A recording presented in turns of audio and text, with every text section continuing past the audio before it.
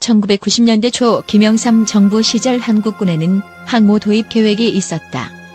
군사무기 매니아들에겐 김영삼 항모라는 이름으로 알려지기도 했다.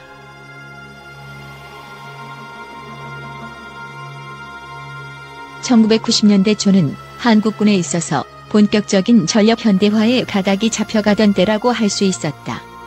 육군과 공군에 대한 현대화 계획이 차근차근 이루어지자 이에 조바심이 난 해군은 이왕에 우리도 항모 계획이나 잡아보자라는 생각으로 대우조선해양과 현대중공업에 떡밥을 뿌렸고 공식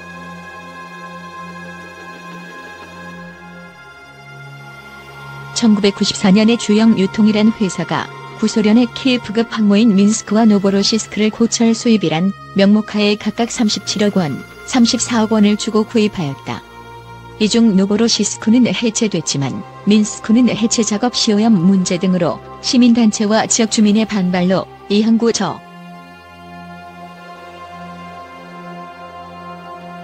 1996년 연초부터 일본과의 독도 마찰이 심화되었는데 당시 김영삼 정부는 소위 버르장 머리 발언 등 독도 마찰이나 과거사 문제에 있어서 일본과 대립각을 세운 상태였다. 하지만 그제서야 김영삼 정부는 2차 대전 때 만들어진 계어링급이 돌아다니고 1992년에서 1994년에서야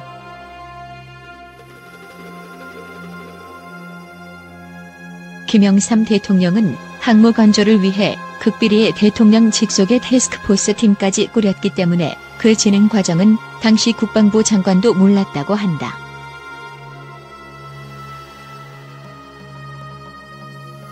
항모 계획과 모형은 1996년 10월 서울 에어쇼에서 공개되었는데 길이 197m, 폭 24m의 1만 5천 톤급의 경항모로 해려 15에서 20기를 탑재했고 후함대가 부족했기에 항모에 자체 무장을 한 러시아식 항공모함이었다.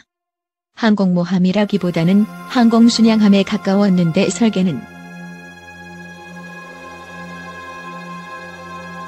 김영삼은 이양호 국방장관과 안병태 해군 참모총장에게 2012년까지 전력화를 목표로 두었다는 보고를 받았다. 한편 뉴스피플지 1999년 10월 28일경의 기사에 따르면 해군의 고위 관계자가 김영삼에게 경항모의 필요성을 직접 보고했으며 김 전 대통령은 기초설계 연구비로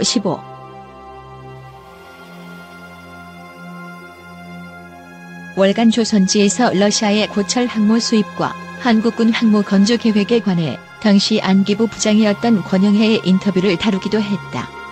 물론 북한이 매우 싫어했을 것은 자명해 보인다.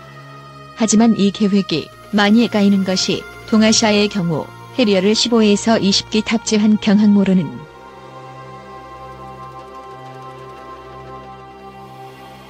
한국은 항공모함을 보유하지 않았으나 연구는 지속적으로 해온 것으로 추측된다.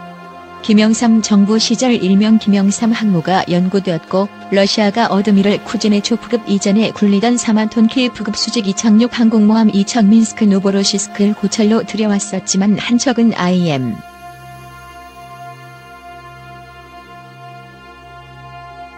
한국이 외국 항공모함을 들여온 게 저게 처음은 아니다. 이미 1975년 호주군이 퇴역시킨 항공모함 시드니를 가지고 와서 스크랩 처리한 경험도 있다. 선체 해체 과정을 반대로 뒤집어 이를 바탕으로 한 역설계 개념을 이미 우리도 습득하고 있으리라는 억측을 낳게 하는데 공학도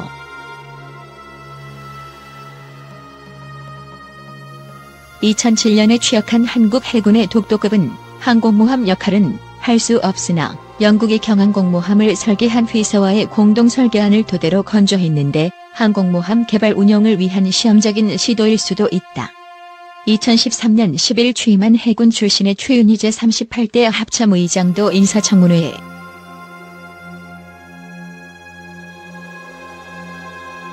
해군이 추진하는 차기 대잠 초계기의 유력 기종으로 미 해군이 항모 탑재기로 운용하다가 1980년대에 퇴역시킨 구형 S3 바이킹이 거론되고 있는 점도 주목된다. 한국의 조선 산업 수준을 고려할 때 항공모함 선체를 건조하는 것은 어렵지 않지만 핵심 전력인 항모 탑재기의 확보는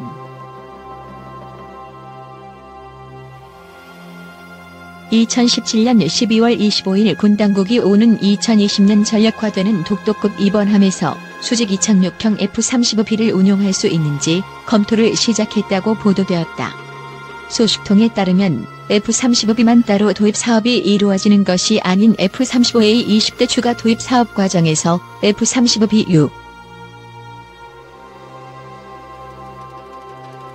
해군 입장에서는 굉장히 중요한 사안이다. 항모를 보유하면 해군의 항공장교단에서는 자신들의 중요도가 매우 상승할 일이니 은근히 바라고 있는 눈치이다. 대한민국 해군의 규모가 영세하다 보니 해군의 전투병과 4개 중 하나인데도 나머지는 함정, 해병대의 보병, 포병 진급 상한선.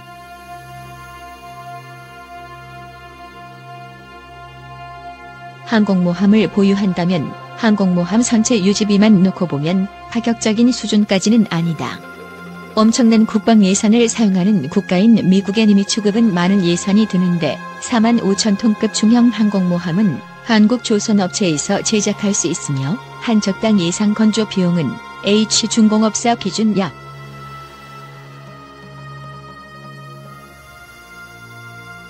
항공모함 운용비는 건조 비용이 대략 10%가량이 드는 것이 일반적이므로 위에 언급된 H사의 중형 항공모함의 운용비는 대략 1,200억 선일 것이며 이는 세종대왕급 이지스 구축함의 운용비가 척당 약 800억 내외라는 점에서 의외로 적은 편이다. 그러나 무기는 아직도 많은 부분.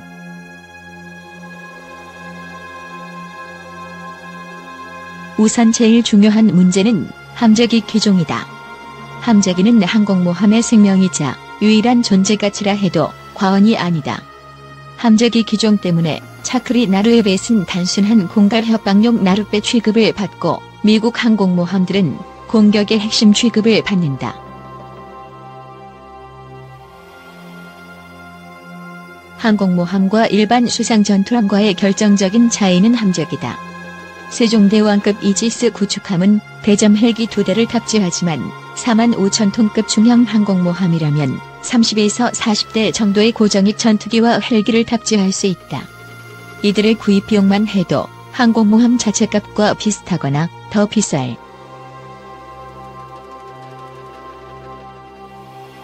공군의 비행단에서 기존에 운영 중인 기종과 동일한 기종을 추가 구매한다면 이미 있는 정비 보급 교육 체계를 활용하면 되니 거의 기체값만 들지만 해군이 항모 비행단을 창설한다면 무에서 시작해 모든 걸 새로 다 갖춰야 하니 여기에 드는 돈도 엄청나다. 최소한 1,000명 이상의 항공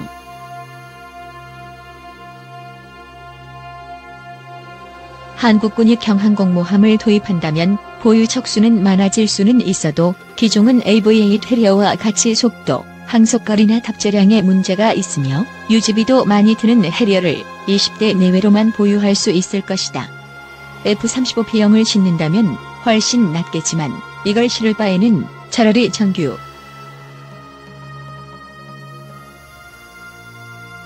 이 점에서 과거 영국의 해리어 합동부대 조인트 포스 해리어 운용은 좋은 참고 사례가 될 수 있다. 2000에서 2011년 영국 해공군은 항모 탑재가 가능하며 공통 보유했던 해리어 전투기를 합동부대로 운용했다. 보다 구체적으로는 공군 소속의 4개 비행대대, 한국군은 지상군 역시 장기적으로 줄어드는 게 확실해지고 있는 중이다. 출산율의 감소로 인해 입대 대상 청년층의 수는 갈수록 줄어들고 있으며 국방부가 여성 징병제는 없다고 못을 박았고 기존 병력의 복무 기간을 늘리는 것도 비현실적이며 여기에 윤일병 사건 등으로 드러난 일부 해군도 마찬가지로 인력난에 시달리는데 연안 함대의 구형 함선들이 속속히 퇴역하는 상황 속에서도 이 문제는 계속된다.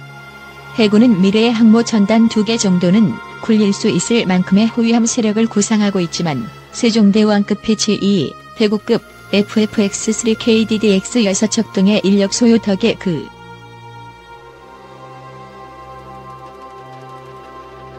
예산이 문제가 되는 이유는 국군의 만성적인 인력난을 가장 빨리 해결할 수 있는 게 결국 예산이기 때문이다. 건함 운영 등에 필요한 예산은 지속적인 국방 증액이 충당이 되는 반면 인력 해결엔 아직 확실한 해결책을 내놓진 못하고 있다. 항모의 역할 문제. 항공모함은 여러 가지 용도로 쓰이지만 주된 목적은 원거리 무력투사와 장거리 함대 방공 등이 있는데 국군의 경우에는 둘 다 해당 사항이 없다. 북한에 대한 원거리 무력투사 능력은 이미 육군, 공군만으로도 충분하며 그 이상의 작전거리가 필요한 수준도 아니다. 무엇보다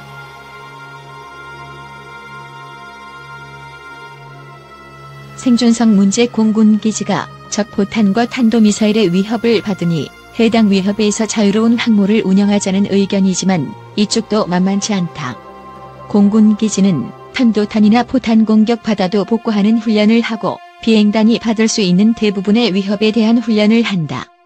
하지만 항공모함에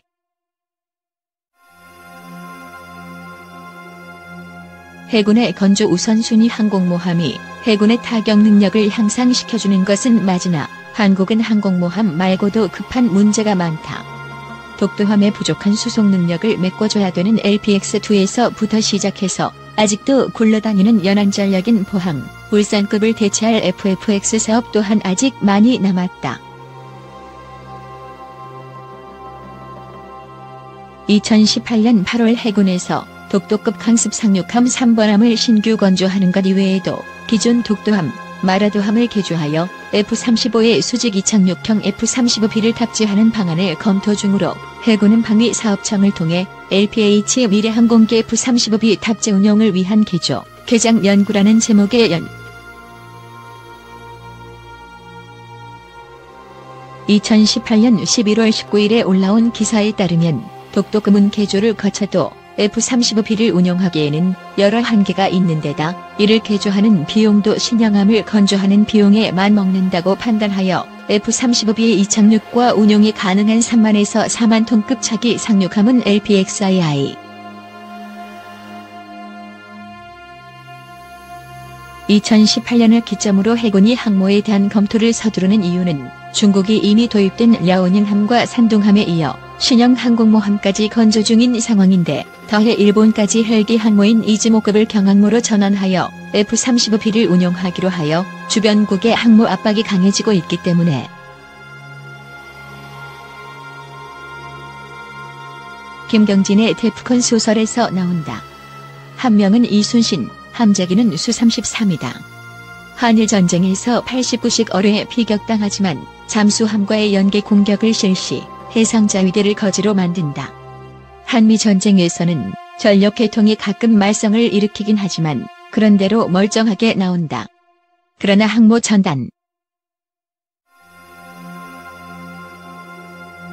양판소 중 군대물, 대체 역사물, 현대물 중 간간히 모습을 보인다. 이때는 키프급 같은 항공순양함 형식이 아닌 일반 중형 항모 규모로 나오는 경우가 대부분이며 장르막론하고 주로 일본과 싸울 경우 일부 대체 역사물의 경우 제국주의 시대의 서구 열강들 많은 활약을 보인다. 작가